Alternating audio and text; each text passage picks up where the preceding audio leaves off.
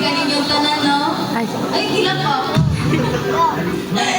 Kuan. Ginarangan din yan. Thank you kaayo kay nag-effort mo na mag-attend sa akong 18th birthday and also sa birthday sa ako ang lola.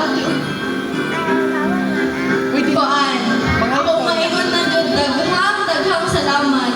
Like, wala na ko nag-expect. Tapos, kanang kuan, murag Wala, sayang.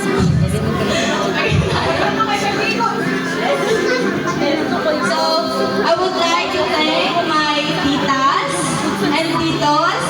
So, mention ako pangalan no? Si Mamo, si Koan, si Mami Juby, si Nainay Joy, si Mamay, si Koan, si Mami Imim, tapos sila Mami Hasen, basta daghan sila, basta tibok na akong pamilya dun. Daddy Jojo, happy na na sila. Oh, si Ate Bibi, si Tito Roy. Thank you kaayo kay Koan, o si Dada. Thank you kayo kay na-feel jud na ko ang inyong effort and time jud nga gi-spend ninyo ani para lang jud ni makanang prepare jud Koan. Like organize kung tarong ako ang birthday. So, I would like to thank also my Koan stepfather, Daddy Christian, even though you are not our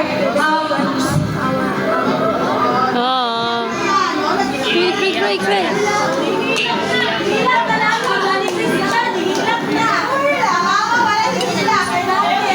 Nanalangit si Paita.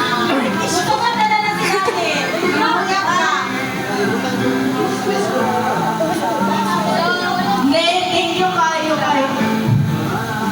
Even though dili ikaw akong biological father, ikaw din nag-support sa ako, sa imo sa pag-isla.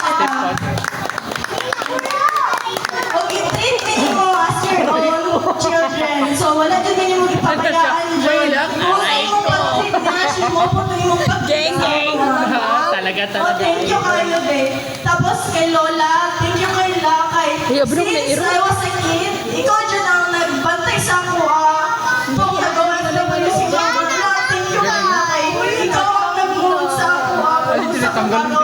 O sa akong mama, thank you kay sa support. Thank